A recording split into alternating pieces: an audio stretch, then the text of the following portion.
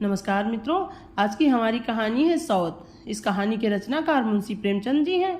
जब रजिया के 2-3 बच्चे होकर मर गए और उम्र ढलती चली गई तो रामू का प्रेम उससे कुछ कम होने लगा और दूसरे विवाह की धुन सवार हुई। आए दिन रजिया से भगझक होने लगी। रामू एक न एक बहाना खोजकर रजिया पर बिगड़ता और उसे मारता और अंत को वह नई स्त्री ले ही आया। उसका नाम था दासी। चंपई रंग, बड़ी बड़ी आंखें, जवानी की उम्र, पीली कुशांगी रजिया भला इस नवयौवना के सामने क्या जचती। फिर भी वह जाते हुए स्वामित्व को जितने दिन हो सके अपने अधिकार में रखना चाहती थी।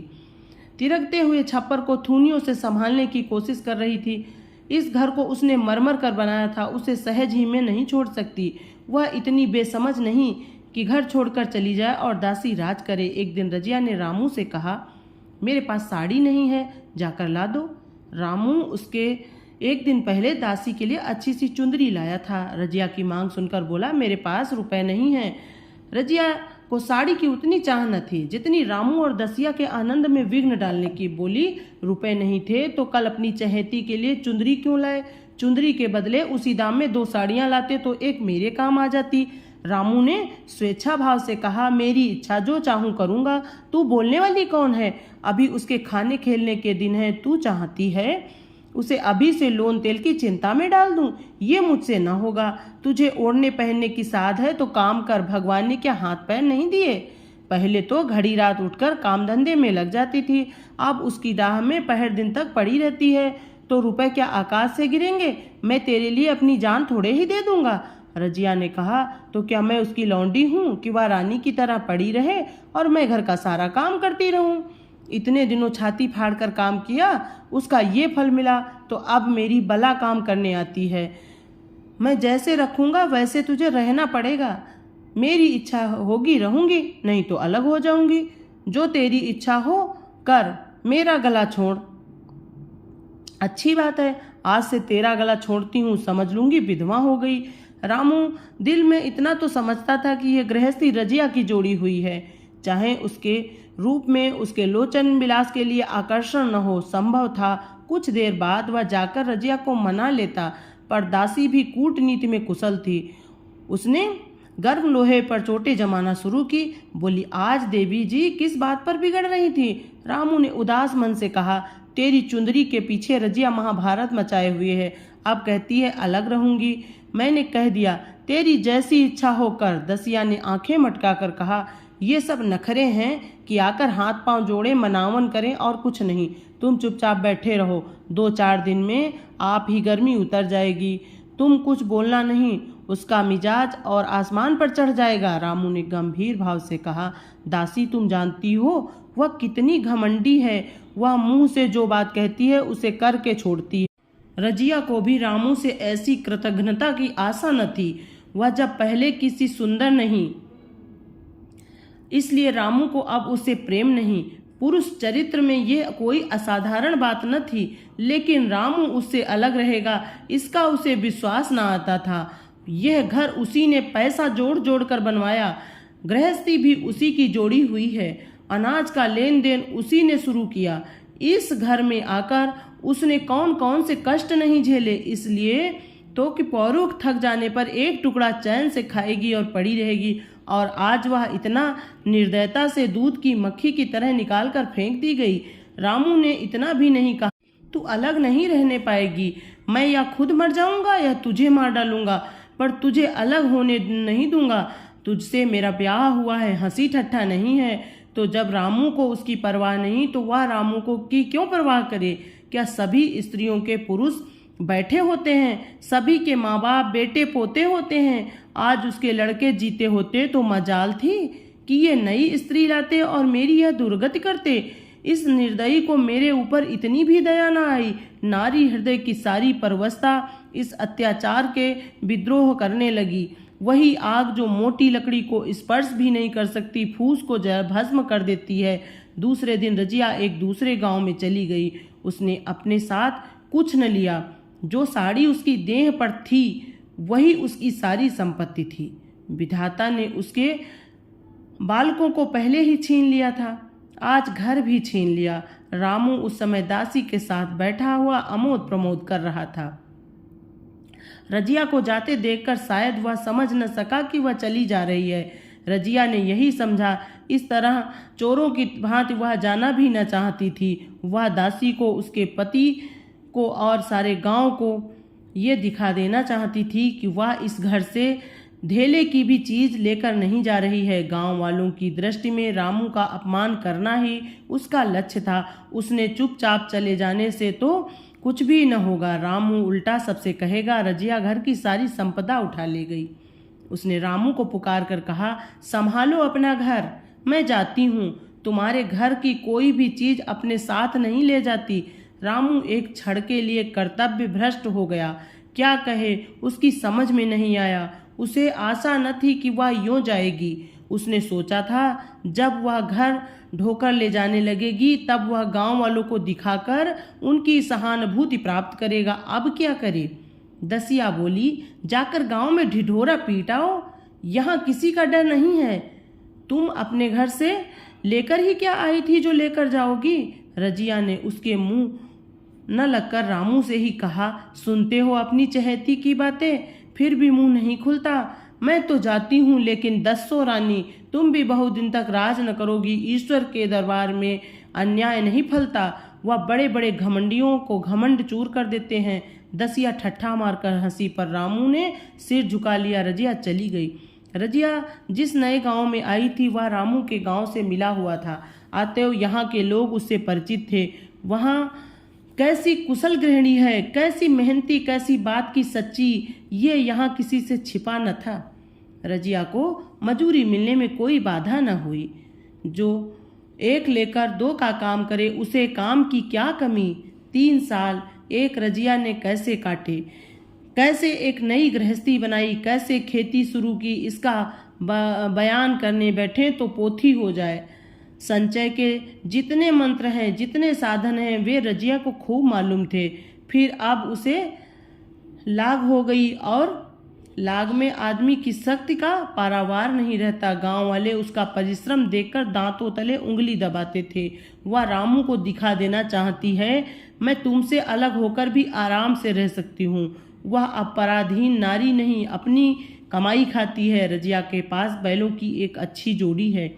रजिया उन्हें केवल खली भूसी देकर नहीं रह जाती, रोज 2-2 रोटियां भी खिलाती है। फिर उन्हें घंटों सहलाती है। कभी कभी उनके कंधों पर सिर रखकर रोती है और कहती है, अब बेटे हो तो, पति हो तो तुम ही हो, मेरी जाल अब तुम्हारे ही साथ है। दोनों बैल शायद रजिया की भाषा और भाव समझते हैं। वे मनुष्य नहीं, बैल हैं। दोनों सिर नीचा करके रजिया का हाथ चाटकर उसे आश्वासन देते हैं। वे उसे देखते ही कितने प्रेम से उसकी ओर ताकने लगते हैं, कितने हर्ष से कंधा झुकाकर जुआ रखवाते हैं और कैसा जी तोड़ काम करते हैं। ये वे लोग समझ सकते हैं जिन्होंने बैल की सेवा की है और उनके हृदय को अपनाया है। रजिया इस गांव की चौधराइन है। उसकी बुद्धि जो पहले नित्य आधार खोजती रहती थी और स्वच्छंद रूप से अपना विकास न कर सकती थी, अब छाया से निकलकर प्रौढ़ और उन्नत हो गई है। एक दिन रजिया घर लौटी तो एक आदमी ने कहा, तुमने नहीं सुना? चौधराइन, रामू तो बहुत बीमार है। सुना है 10 लंघन हो गए हैं। रजिया ने उदासीनता से कहा, जूड़ी है क्या? जूड़ी नहीं, कोई दूसरा रोग है। बाहर खाट पर पड़ा था। मैंने पूछा, कैसा जी है रामू? तो रोने लगा, बुरा हाल है, घर में एक पैसा भी नहीं कि दवा दारू करे। दसिया के एक लड़का हुआ है, वह तो पहले भी काम धंधा न करती थी और अब तो लड़कोरी है, कैसे काम करने जाए। सारी मार रामू के सिर जाती है। फिर गहने चाहिए, नई दुल्हनिया, यूं कैसे रहे। रजिया ने घर में जाते हुए कहा, जो जैसा करेगा आप भरेगा। लेकिन अंदर उसका जी न लगा। वह एक क्षण में फिर बाहर आई। शायद उस आदमी से कुछ पूछना चाहती थी और इस अंदाज में पूछना चाहती थी कि मानो उसे कुछ परवाह नहीं। पर वह आदमी चला गया। रजिया ने पूरब दक्षिण जा जा कर देखा, वह कहीं न मिला। तब रजिया द्वार के चौखट पर बैठ गई। इसे वे शब्द याद आए जो उसने 3 साल पहले रामू के घर से चलते समय कहे थे। उस वक्त जलन में उसने वह श्राप दिया था, अब वह जलन न थी। समय ने उसे बहुत शांत कर दिया था। रामू और दासी की हीना अवस्था अब ईर्ष्या के योग्य नहीं, दया के योग्य थी। उसने सोचा, रामू को 10 लंघन हो गए तो अवश्य ही उसकी दशा अच्छी न होगी। कुछ ऐसा मोटा ताजा तो पहले भी न था, 10 लंघन ने तो बिल्कुल ही घुला डाला होगा। फिर इधर खेती बाड़ी में भी टोटा ही रहा, खाने पीने को भी ठीक ठाक न मिला होगा। पड़ोसी की एक स्त्री ने आग लेने के बहाने आकर पूछा, सुना रामू बहुत बीमार है, जो जैसी करेगा वैसी पाएगा। तुम्हें इतनी बेदर्दी से निकाला कि कोई अपने बैरी को भी न निकालेगा। रजिया ने टोका, नहीं दीदी, ऐसी बात न थी, वे तो बेचारे कुछ बोले ही नहीं, मैं चली तो सिर झुका लिया। दसिया के कहने में आकर वह चाहे जो कुछ कह बैठते हों, यूँ मुझे कभी कुछ नहीं कहा, किसी की बुराई क्यों करूं? फिर कौन मर्द ऐसा है जो औरतों के बस नहीं हो जाता? दसिया के कारण उनकी ये दशा हुई है। पड़ोसिन ने आग न मांग मुंह फेर कर चली गई। रजिया ने कलसा और रस्सी उठाई और कुएं पर पानी खींचने गई। बैलों को सानी पानी देने की बेला आ गई थी, पर उसकी आंखें उस रास्ते की ओर लगी हुई थी जो मलसी यानी कि रामू के गांव को जाता था। कोई उसे बुलाने अवश्य आ रहा होगा। नहीं, बिना बुलाए वह कैसे जा सकती है? लोग कहेंगे आखिर दौड़ी आई ना, मगर रामू तो अचेत पड़ा होगा। 10 लंघन थोड़े नहीं होते, उसकी देह में था ही क्या? फिर उसे कौन बुलाएगा? दसिया को क्या गरज पड़ी है? कोई दूसरा घर कर लेगी, जवान है, 100 गाहक निकल आवेंगे। अच्छा वह आ तो रहा है, हाँ आ रहा है, कुछ घबराया सा जान पड़ता है। कौन आदमी है? इसे तो कभी मलसी में नहीं देखा, मगर उस वक्त से मलसी कभी गई भी तो नहीं। 2-4 नए आदमी आकर बस ही गए होंगे। बटोही चुपचाप कुएं के पास से निकला। रजिया ने कलसा जगत पर रख दिया और उसके पास जाकर बोली, रामू महतो ने भेजा है तुम्हें? अच्छा तो चलो घर, मैं तुम्हारे साथ चलती हूँ। नहीं, अभी मुझे कुछ देर है, बैलों को सानी पानी देना है, दिया बत्ती करनी है। तुम्हें रुपए दे दूं, जाकर दसिया को दे देना, कह देना कोई काम हो तो बुला भेजे। बटोही रामू को क्या जाने, किसी दूसरे गांव का रहने वाला था। पहले तो चकराया, फिर समझ गया, चुपके से रजिया के साथ चला गया और रुपए लेकर लंबा हुआ। चलते चलते रजिया ने पूछा, अब क्या हाल है उनका? बटोही ने अटकल से कहा, अब तो कुछ संभल रहे हैं। दसिया बहुत रो धो तो नहीं रही है? रोती तो नहीं थी, वह क्यों रोएगी? मालूम होगा पीछे। बटोही चला गया तो रजिया ने बैलों को सानी पानी किया, पर मन रामू ही की ओर लगा हुआ था। स्नेह स्मृतियां छोटी छोटी तारिकाओं की भांति मन में उदित होती जाती थीं। एक बार जब वह बीमार पड़ी थी, वह बात याद आई। 10 साल हो गए, वह कैसे रात दिन उसके सिरहाने बैठा रहता था, खाना पीना तक भूल गया था। उसके मन में आया, क्यों न चलकर देख ही आवें, कोई क्या कहेगा? किसका मुंह है जो कुछ कहे? चोरी करने नहीं जा रही हूँ, उस आदमी के पास जा रही हूँ जिसके साथ 15-20 साल ही हूँ। दसिया नाक सिकोड़ेगी, मुझे उससे क्या मतलब? रजिया ने किवाड़ बंद किए, घर मजूर को सहेजा और रामू को देखने चली, कांपती झिझकती, क्षमा का दान लिए हुए। रामू को थोड़े ही दिनों में मालूम हो गया था कि उसके घर की आत्मा निकल गई, और वह चाहे कितना जोर करे, कितना ही सिर खपाए, उसमें स्फूर्ति नहीं आती। दासी सुंदरी थी, शौकीन थी और फूहड़ थी। जब पहला नशा उतरा तो ठाए ठाए शुरू हुई। खेती की उपज कम होने लगी और जो होती भी थी वह ऊट पटांग खर्च होती थी। ऋण लेना पड़ता था। इसी चिंता और शोक में उसका स्वास्थ्य बिगड़ने। शुरू में कुछ परवाह न की, परवाह करके ही क्या करता, घर में पैसे न थे। अताइयों की चिकित्सा ने बीमारी की जड़ और मजबूत कर दी और आज 10-12 दिन से उसका दाना पानी छूट गया था। मौत के इंतजार में खाट पर पड़ा कराह रहा था और अब वह दशा हो गई थी जब हम भविष्य से निश्चिंत होकर अतीत में विश्राम करते। जैसे कोई गाड़ी वाला आगे का रास्ता बंद पाकर पीछे लौट जाता है। रजिया को याद करके वह बार बार रोता और दासी को कोसता, तेरे ही कारण मैंने उसे घर से निकाला। वह क्या गई, लक्ष्मी चली गई। मैं जानता हूँ अब भी बुलाऊं तो दौड़ी आएगी, लेकिन बुलाऊं किस मुंह से। एक बार वह आ जाती और उससे अपने अपराध क्षमा करा लेता, फिर मैं खुशी से मरता, और लालसा नहीं है। सहसा रजिया ने आकर उसके माथे पर हाथ रखते हुए पूछा, कैसा जी है तुम्हारा? मुझे तो आज हाल मिला। रामू ने सजल नेत्रों से उसे देखा पर कुछ कह न सका।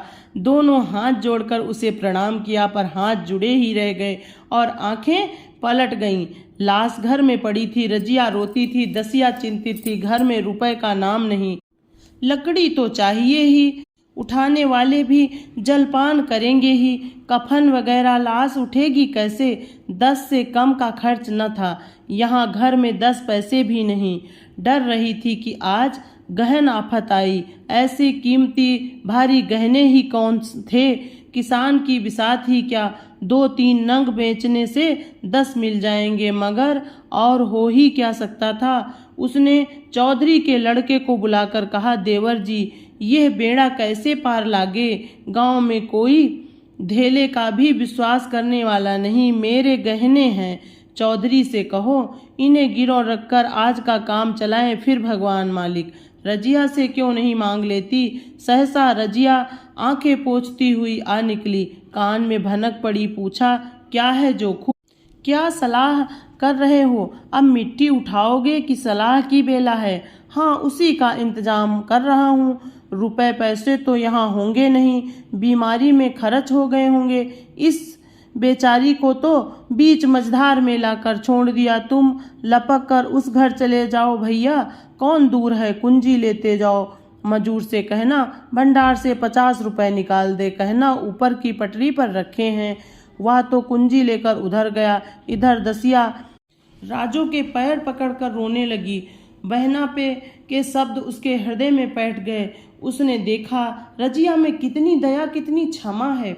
रजिया ने उसे छाती से लगाकर कहा, क्यों रोती है बहन? वह चला गया, मैं तो हूँ, किसी बात की चिंता न कर। इसी घर में हम और तुम दोनों उसके नाम पर बैठे। मैं वहां भी देखूंगी और यहाँ भी देखूंगी। धाप भर की बात ही क्या है। कोई तुमसे गहने मांगे तो मत देना। दसिया का जी होता था कि सिर पटक कर मर जाए।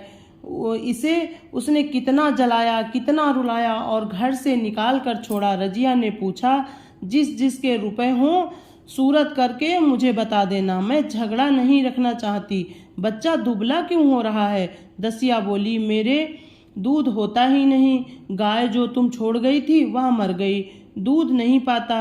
राम राम, बेचारा मुरझा गया है। मैं कल ही गाय लाऊंगी, सभी गृहस्थी उठा लाऊंगी। वहाँ क्या रखा है? लाश से उठी रजिया उसके साथ गई। दाह कर्म किया, भोज हुआ, कोई 200 रुपए खर्च हो गए, किसी से मांगने न पड़े। दसिया के जौहर भी इस त्याग की आंच में निकल आए। बिलासनी सेवा की मूर्ति बन गई। आज रामू को मरे 7 साल हुए हैं। रजिया घर संभाले हुए है। दसिया को वह सौत नहीं बेटी समझती है। पहले उसे पहनाकर तब आप पहनती है, उसे खिलाकर आप खाती है। जोखू पढ़ने जाता है, उसकी सगाई की बातचीत पक्की हो गई। इस जाति में बचपन में ही ब्याह हो जाता है। दसिया ने कहा, बहन गहने बनवाकर क्या करोगी? मेरे गहने तो धरे ही हैं। रजिया ने कहा, नहीं री, उसके लिए नए गहने बनवाऊंगी। अभी तो मेरा हाथ चलता है, जब थक जाऊं तो जो चाहे करना। तेरे अभी पहनने ओढ़ने के दिन हैं, तू अपने गहने रहने दे। नाइन ठाकुर सुहाती करके बोली, आज जोखू के बाप होते तो कुछ और ही बात होती। रजिया ने कहा, वे नहीं तो मैं तो हूँ, वे जितना करते मैं उससे दूना करूँगी। जब मैं मर जाऊँ तब कहना कि जोखू का बाप नहीं है। ब्याह के दिन दसिया को रोते देखकर रजिया ने कहा, बहू तुम क्यों रोती हो? अभी तो मैं जीती हूँ, घर तुम्हारा है, जैसे चाहे रहो, मुझे एक रोटी दे दो बस।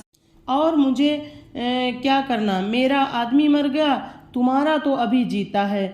दसिया ने उसकी गोद में सिर रख दिया और खूब रोई। जीजी तुम मेरी माता हो, तुम न होती तो मैं किसके द्वार पर खड़ी होती? घर में तो चूहे लौटते, उनके राज में मुझे दुख ही दुख उठाने पड़े। सुहाग का सुख तो मुझे तुम्हारे राज में मिला। मैं दुख से नहीं रोती, रोती हूँ भगवान की दया पर कि कहाँ मैं और कहाँ ये खुशहाली। रजिया मुस्कुराकर रो दी। कहानी अच्छी लगे तो हमारे चैनल को सब्सक्राइब करें और बेल आइकन दबाएं। Thanks for watching.